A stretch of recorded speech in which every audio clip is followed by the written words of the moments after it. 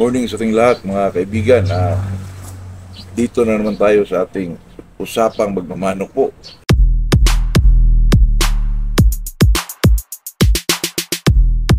May nagtanong sa akin mga kaibigan kung ano daw yung pasa ko dito. Ito yung isang araw mga kaibigan, nagmotor ako doon sa papunta ko ng Dawis. Lugar ito ng Tagbila, Bohol, Dawis, isang taon ito mga kaibigan. Doon sa paano mga kaibigan, medyo ano lang, Sunday yun mga kaibigan pala, medyo pa ano yung daan kaibigan. Tapos hina lang yung dagan ko, medyo hina lang kasi maulan po. Biglang tumawid na aso mga kaibigan, ang bilis po, nako. Talagang tumbling-tumbling ako sa kalsada mga kaibigan. Ito ang inuna ko. Pero okay lang din mga kaibigan, di naman tayo na medyo may malaking sasakyan sa likuran. Umaano po sa daan, pero buti na lang hindi tayo na mga kaibigan. Siguro baka inano tayo ng ating guardian angel po.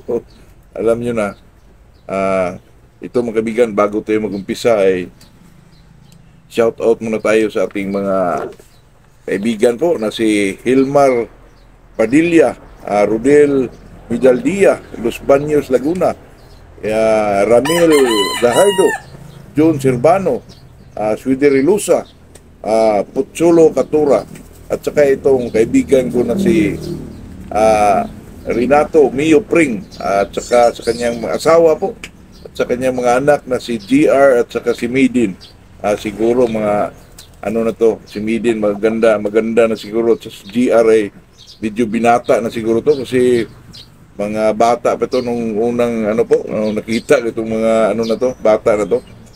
Mio Pring, good morning sa iyo po. Itong pag-usapan natin mga kaibigan ay napaka-simple lang po. Itong araw-araw lang na makita natin tungkol sa pag-alaga ng manok mga kaibigan. Kasi may video, makuha din tayo ng idea ng mga comment po, at saka magtanong siya mga kaibigan kung may sinyal isang manok, pag i-breed mo ito, magmana ba? Sa atin naman dyan dati mga kaibigan ay talagang magmana po kasi yung buhayahan mga kaibigan, alam mo yung buhayahan, hindi ko lang alam sa Tagalog ano yun, basta may buhaya, yung may biak dito sa dulo ng kaliskis, may biak mga kaibigan, magmana pag katulad dati mga kaibigan, doon pa ko sa Mindanao, pag mag-breed ako ng manok mga kaibigan, ayaw ko talaga nung may buhaya kasi magmana po.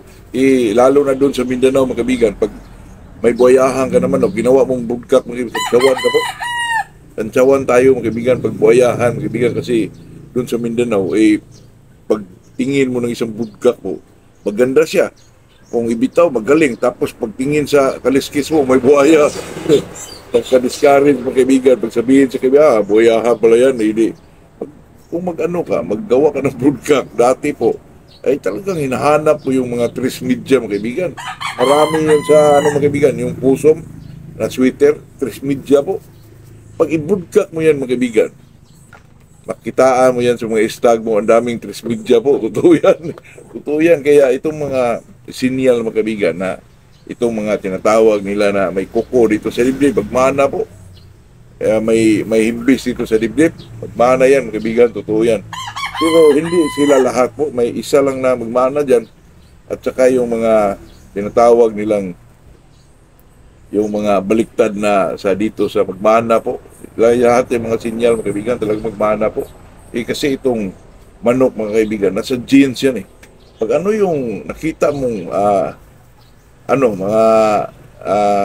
yung tawag dito mga kaibigan, yung tangian ng isang manok, kung ano man yun, kung may mga nakaiba sa kanila, sa kaliskis man, kung ano man yun, ay talagang pag i-breed mo yan, kaibigan, talagang magmana po.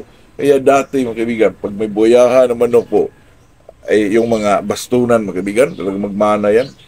Magmana ho yung mga kaliskis po. Pati ho yung mga tinatawag nilang suta mga kaibigan. Di ba, suta, talagang lumalabas lang yan. Pag i-breed yan mga kaibigan, talagang sa iyong na-breed, talagang may lumalabas sa suta po. Itong sinyal mga kaibigan, tinatawag itong sinyal kasi ito ay nakita natin kakaiba sa manok po. Kakaiba sa kanyang features mga kaibigan, sa kanyang kung makita kang kaiba po sa kung sa kasaling dito mga kaibigan, yung tinatawag nilang mga street na walang kaliskis ko, mayroon yan mga kaibigan. Talagang magmana po. Kung ano pa ba yung mga sinyal yung mga kaibigan, yung mga ah, ano pa ba ha? Itong mabaliktad na iba naman yung mga barinahan mga kaibigan, kasi itong barinahan ano yan, abnormalities yan sa ano po, balahibo, lalo na siguro pag incubate mo, kulang sa init, barina yung ano yan, pakpak. Pero yung tinatawag ng mga sinyal mga kaibigan, yung nakakaiba po, especially yan, makita natin yan sa mga himbis mga kaibigan. At saka itong mga tinatawag nilang may kaliskiso dito, may tahid po dito sa dibdib, talagang mayroon po. Ay, pag-improve niya, imposible naman sa 6 na istag, kung walang isa magmana dyan, mayroon talaga. Kaya itong pagmamanok po ay kailangan din natin, kasi dito tayo may enjoy mga kaibigan yung may manok tayong kakaiba, hindi lang natin ilaban, lagay lang natin dyan pagpaswerte po. Totoo yan. Kaya itong nagsabi sa akin dito mga kaibigan, yung may sinyal, totoo po to, kaibigan, na talaga magmana po yung mga sinyal. Kahit anong nakita mo sa isang manok, yung ano niya, kahit sa ano makita, sa paa man, sa ulo man, yung nakakaiba po, talagang magmana yan kasi genes yan mga kaibigan. Sa genes isang manok po, ay talagang may pasa niya doon sa mga offspring niya na magiging para din siya po.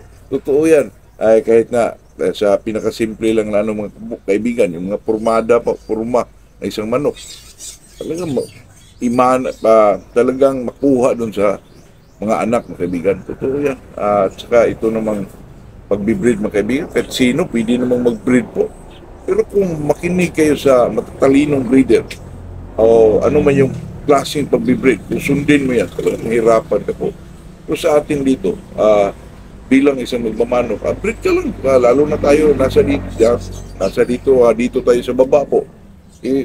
Kahit ano, breed mo lang dyan kung gusto mo. Kung nakita mong magaling, kita ka rin ng inahin na lahi din nun sa una mo mga manok na magagaling, i-cross mo. Talagang malabas na magagaling. Huwag mo nang isipin yung ano yung mga klase ng pagbibreed mga kaibigan. Pwera na lang siguro kung gusto mo na itong manok na to ay makuha mo, may balik mo sa kanyang ano po, dugo talaga. Yan ang mag-isa na yung problema mo dyan, kaibigan. Mag-inbreed ka, nako, hirapan ka nga mag-alaga ng sisiw, mag-inbreed ka pa, nako mga kaibigan, mahirap po yung inbreeding mga kaibigan. Okay lang yun kung talagang hilig mo itong isang pagmamanok at saka passion mo talaga, ay talagang gawin mo yan. Kasi ano yan enjoyment din sa bilang isang magmamanok po. Nakatuwa itong ano mga kaibigan, gusto mong mapamanatili itong bloodline na ito, na gawin mong sa inbreeding din, makakuha ka ng maganda. Naku, ang sarap sa pakiramdam po. Kaya itong pagmamanok, itong kita natin mga sinyal sa ating manok, katulad ng mga, pero ito namang walang kaliskis mga kaibigan, di naman yan, dati mga kaibigan, ay sinyal siguro yan, tapos binibreed, lumalabas lahat, parang walang mga kaliskis po, pero ano yan, disadvantage po sa atin yan mga kaibigan, kasi ano yan yung kaliskis mga kaibigan, ay yan ho ang nagpapatibay ng mga paa ng ating mga manok po. Kaya kailangan talaga ang isang kaliskis sa manok para medyo matibay naman yun, kasi kabitan yung tari mga kaibigan, tapos walang himbis, baka maliso yung kaibigan. Kaya yun na po, ito ay talagang usapang magmamanok lang, enjoyment lang, kung ma-enjoy man. Good morning sa ating lahat po.